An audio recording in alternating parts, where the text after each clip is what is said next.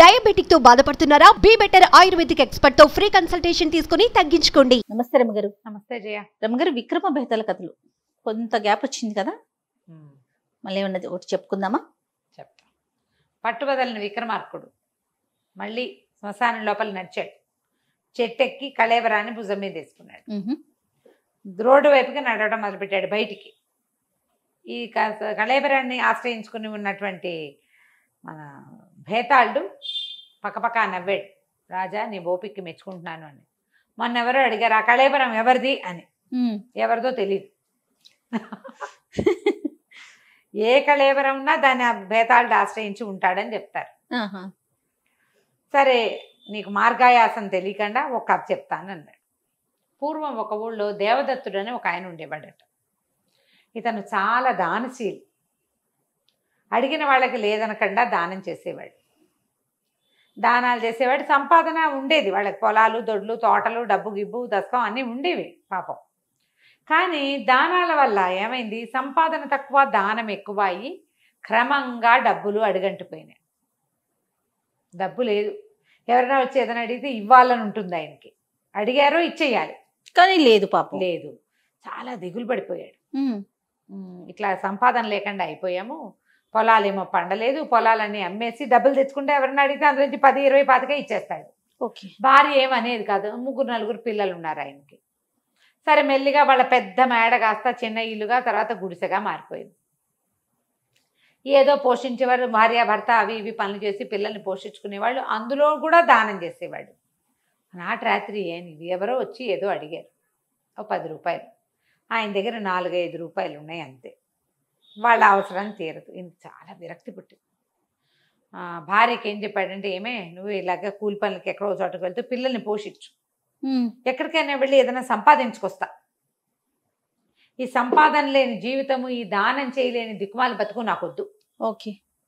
ఎవరిని అడిగితే లేదనకుండా చెయ్యాలి మనం అంటే ఆ భార్య ఒక పిచ్చిమార మాలకం ఒప్పుకుంది. అలాగే వెళ్ళరావయ్యా, నేను ఈ పిల్లల్ని నేను చూసుకుంటాను.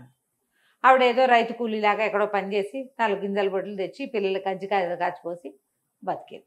ఇతను బయలుదేరాడు. ఏ రకమైన సంపాదన అతనికి కుదరల. అయితే ఏమనిపించింది, చిచ్చి దానం చేయలేని దిక్కుమాలి బతికేందుకు, చచ్చిపోదాం అనుకున్నాడు. ఒక ఎవరి వాకిట్లోనూ ఉన్న గడ్డితాడు ఒకటి సంపాదించి ఒక చక్కటి చెట్టు ఒకటి ఉంది దారిలో, దాని దగ్గర కూర్చున్నాడు. అయితే జనాల సమర్థన తగ్గిపోయి ఊరేసుకుందాం అనుకున్నాడు. ఆ చెట్టు మీద ఒక యక్షుడు ఉన్నాడు. ఆ ఊళ్ళో ఎవ్వరూ ఆ చెట్టు కింద కూర్చునేవాళ్ళు కాదు. అది కూర్చోవటానికి వీలైన చెట్టు కాదు, దాని నీడ. ఆ యక్షుడికి ఆశ్చర్యం వేసేది, ఎవ్వడూ చెట్టు కింద కూర్చోవటం నేను చూడలేదే, వీడు నీడ కోసం కూర్చున్న వాడిలాగా కనపట్టాలా, వీడు ఎందుకు ఇక్కడికి వచ్చాడు అని జన సమర్థన తగ్గి చీకటి పడ్డాక దిగొచ్చాడు. అబ్బాయి, ఎవర్రా నువ్వు, ఏమిటంటే నా పేరు దేవదత్తుడండి, మరి నేను ఇట్లాంటి వాడిని, దానం చేయని బతుకు కూడా ఒక బతికేనా బాబు, అందుకని చచ్చిపోదాం అనుకుంటే గడ్డితాడు తెచ్చానండి అని తాడు చూపించాడు. యక్షుడు అన్నాడు, అయ్యో నీలాంటి వాడు చావకూడదురా నాయన, సిబి, దదీజీ, కర్ణుడు వీళ్ళంతా ఈ పనులే చేశారు, శాశ్వతంగా వాళ్ళ పేరుండిపోయింది, బతుకున్నన్నాళ్ళు దానం చేసే ఏర్పాటు నేను చేస్తా అని చెప్పి చిన్న అంత పెట్టి ఒకటి ఇచ్చాడు. నువ్వు దానం చేయడానికి ఎప్పుడు కావాలంటే అప్పుడు చేయబెట్టి తీసుకో, నీకు డబ్బులు దొరికితే దానం చేసుకో అని చెప్పి ఇచ్చేసాడు. ఆశ్చర్యపోయాడు. పెట్టి చేత్తో పుచ్చుకొని బయలుదేరాడు. దారిలో ఎవరో ముష్టివాడి బాబు అని చేయి చచ్చాడు. ఈ దేవదత్తుడు పెట్టె తెరిచి పెట్టెలో చేతి పెడితే గుప్పెడి నిండా రూపాయలు వచ్చాయి. తీసి ఆ ముష్టివాడి చేతిలో పెట్టాడు. సంతోషంగా ఉంది, ఎంత సంతోషం వేసిందో. సరేనని ఇంటికి వెళ్ళిపోయాడు. ఏదో ఊరు వచ్చాడుగా, ఇక నడుచుకుంటూ వచ్చాడు, వెనక్కి వెళ్ళిపోయాడు. చక్కనే ఆ ఇల్లు పెద్దది చేసుకుని, డబ్బులు తీసుకుని ఇల్లు పెద్దది చేసుకునే ఆలోచన ఏమీ చేయలే. దానం చేయటమే ఆయన కాన్సెప్ట్ అంతే. డబ్బులు దొరికేవి, చేయి పెట్టంగానే ఇచ్చేవాడు, కావాల్సిన వాళ్ళకి ఇచ్చేవాడు. రూపాయి 2 మిగిలితే ఇంట్లో కావాల్సిన పప్పు ఉప్పు తెచ్చుకునేవాళ్ళు, భార్య పిల్లలు సుఖంగా తినేవాళ్ళు, అంతే. కానీ అతను ఆస్తులు సంపాదిద్దామని అతను ఏమీ ఊహ చేయలే. దానానికి డబ్బులుంటే ఇంకా ఆస్తులు ఎందుకు, ఇంక అక్కర్లేదు కదా, అలా ఉండేవాడు. అయితే ఆ ఊళ్ళో సంకర్షణుడు అని ఒక దుర్మార్గుడు ఒకడు ఉండేవాడు. వాడు ఎప్పుడో ఓసారి ఇలా వెళ్తూ ఎవరో డబ్బులు పుచ్చుకుని వీళ్ళ ఇంట్లో నుంచి వస్తుంటే చూశాడు. ఏమిటి, ఏదైనా బాకీ ఇవ్వడానికి వచ్చారంటే, కాదండి, నాకు 100 రూపాయలు అవసరమైంది, దేవదత్తుడి దగ్గరికి వస్తే ఆయన ఇచ్చాడు అన్నాడు. దేవదత్తుడే మాస్టివాడు, ఎప్పుడో ముష్టి బతికైపోయింది వాడిది, డబ్బంతా ఏనాడో పోయింది, పొలాలు అమ్మేశాడు, మా బాబాయే కొన్నాడు పొలం అంతా, బంగారం వాళ్ళ ఆవిడ ఎప్పుడో అమ్మేసింది, వీడెవడికో 100 రూపాయలు ఇచ్చేంత దేవదత్తుడికి ఎక్కడుంది సీను, అలా ఆలోచించాడు. అంత లేదు ఇతనికి, ఉండడానికి వీల్లేదు. మనకి తెలిసే ఆస్తులు పోయినాయి, బంగారాలు రింగారాలు అన్నీ పోయినాయి. ఏమిటో చూద్దామని వెళ్ళి, ఏమైంది దేవదత్త, ఒక 50 వరహాలు కావాలోయ్, అవసరం ఉంది, మళ్ళీ ఇచ్చేస్తాలే అన్నాడు. ఇవ్వటం ఎందుకన్నా, నీకు కావాలంటే నేను ఇవ్వను అని లోపలికి వెళ్ళి డబ్బులు తీసి ఇచ్చాడు. ఆశ్చర్యపోయాడు. ఎక్కడిది అని అడిగితే బాగోదు, ఊరుకున్నాడు. అక్కడి నుంచి వార వీర ప్రతి వాళ్ళని వీళ్ళింటికి పంపేవాడు. 5 కావాలి, 10 కావాలి, 3 కావాలి, 2 కావాలంటే ఎవరు వెళ్ళినా డబ్బులు తెచ్చేసుకునేవాళ్ళు. తనే 1-2 సార్లు అవసరానికి వెళ్ళాడు, వచ్చేసినాయి. ఇది కాదని ఓ రోజు నిలదీశాడు. నాయన దేవదత్త, నీ దగ్గర ఆస్తంతా పోయింది కదా, ఎక్కడివి ఇవి ఎక్కడివంటే, ఒక యక్షుడు ఒక పెట్టిచ్చాడు, ముందు దేవుడు దయ అన్నాడు, వీడు ఒప్పుకోలే.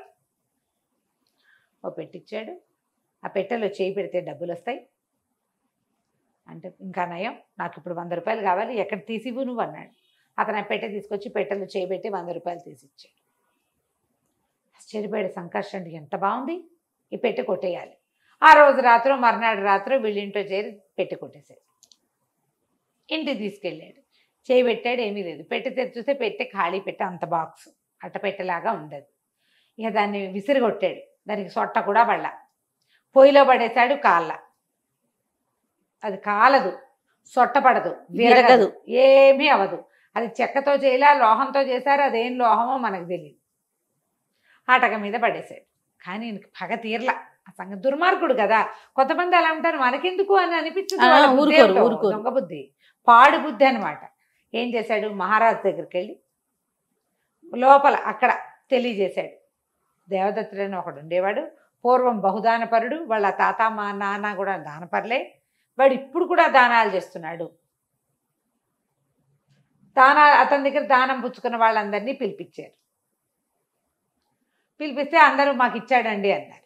ఏదైనా పాతు దొరికిందేమో, ఆ పాతు బహుశా ఎక్కడో దొరికింది, అతను ఇస్తున్నాడు. పాతులు కనుక దొరికితే అది రాజు కదా, చెందాలి లెక్క ప్రకారం, భూమిలో దొరికినవన్నీ రాజువి.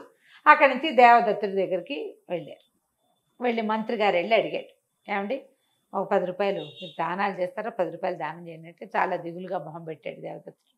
నేను దాకా చేశానండి, నా అదృష్టం నా నుంచి తప్పిపోయింది, ఎవరో పట్టుకుపోయారండి అన్నాడు. ఈయన రండి రాజుగారి దగ్గరికి అని పిలిపించారు. పిలిపించేసరికల్లా ఏం జరిగింది, ఏమిటి, నువ్వు ఎట్లా చేయగలిగావంటే, దేవదత్తుడు అబద్ధాలు చెప్పేవాడు కాదు, విషయం చెప్పేశాడు. ఫలానా రోజు ఒక యక్షుడిని కలిశాను, ఆయన నాకు పెట్టించాడు, దానం చేసుకో అన్నాడు, దానాలు చేసుకుంటున్నా, 2 రోజుల క్రితం నాటి రాత్రి పోయింది, నువ్వెవరికి చెప్పావు అని అడిగారు. వీళ్ళు సంకర్షణుడికి చెప్పాను అని ఇతను దేవదత్తుడు చెప్పేశాడు. చెప్పేసరికల్లా ఇంకేముంది, సంకర్షణుడి దగ్గరే ఉంటుందని 4 సైనికులు తీసుకెళ్లి మంత్రి గారు సంకర్షణుడికి కొంచెం దేహశుద్ధి చేశాడు. అతను అటక మీద దాచిన పెట్టి తీసుకొచ్చి ఇచ్చేశాడు. ఇచ్చేసరికల్లా రాజుగారు ఎదురుగుండా పెట్టారు. దేవదత్తుని పిలిచి, ఇది నీదేనా అంటే, ఇది నాదేనండి అని సంతోషించాడు. పెట్టెని కళ్ళకు అద్దుకున్నాడు. ఏది వీళ్ళందరికీ దానం చేయంటే, అతను ఇట్లా అందులో చేయబెట్టి తీసి అక్కడ ఉన్న సైనికులందరికీ తలా 1 గుప్పెడు రూపాయలు ఇచ్చారు. రాజుగారు ఆశ్చర్యపోయారు. ఇది చాలా మహిమాన్వితమైన పెట్టె, ఇది నా ఆస్తి, నాది ఇది, ఎందుకంటే మా రాజ్యంలో నీకు లభించింది కాబట్టి, ఇవాళ నుంచి నువ్వు రాజుగారి కొలువులో ఉద్యోగివి, నీకు కావాల్సిన జీతం బత్యం మేము ఇస్తాం, పెట్టి నీకు ఇల్లు వాకిలి మేము ఇస్తాం, పెట్టి ఇక్కడే పెట్టి ఖజానా నింపు నువ్వు దీంతో అని చెప్పి దాన్ని చక్కగా పూజ గీజ చేసి ఖజానాలో పెట్టి ఓ 10 సంచులు రెడీ చేశారు. 10 మంది సైనికులు సంచులు కూర్చొని ఉంచున్నారు. దేవదత్తుడు నిర్ఘాంతపోయాడు, ఏం చేయాలో తెలియదు, రాజాజ్ఞ మీరలేడు. సరే కూర్చున్నాడు, పెట్టి తెరిచి చేయి పెట్టి చూస్తే ఏమీ లేదు అందులో, రాలా. రాజుకు చాలా కోపం వచ్చేసింది, అట్లా ఎట్లా అవుతుంది అని మళ్ళీ దేవదత్తుడిని కేకేశారు. ఏమిటి నీ సంగతి అంటే, తెలీదు ప్రభు, నేను ఎప్పుడూ తీసా డబ్బులు, మీ ఎదురుగుండానే తీసా, ఇప్పుడు ఎందుకు రావట్లేదో నాకు తెలియదు. అంతేగా, నువ్వు ఇదివరకు తీసా 100% తీసా, సంకర్షణుడికి ఇచ్చా, మీకు కూడా ఇచ్చా కదా. మంత్రి గారికి ఏమనిపించిందంటే, ఇది ఇలా దౌష్ట్యానికి లొంగే వ్యవహారం కాదు, ఇందులో ఏదో ఒక కిటుకుంది. దేవదత్తుడిని అడిగాడు, అయ్యా మీరు ఏ అవసరాలకు ఇందులో నుంచి డబ్బు తీశారు అంటే, నేను ఎప్పుడూ అవసరాలకు తీయలేదండి, దానం చేయాలని తీసేవాడిని. వాళ్ళు 10 అడిగితే 10 ఇచ్చి చేతిలో ఇంకా మిగిలిన కాసులతోటి మేము ఇంట్లో ఒక పప్పు ఉప్పు కొనుక్కునేవాళ్ళం.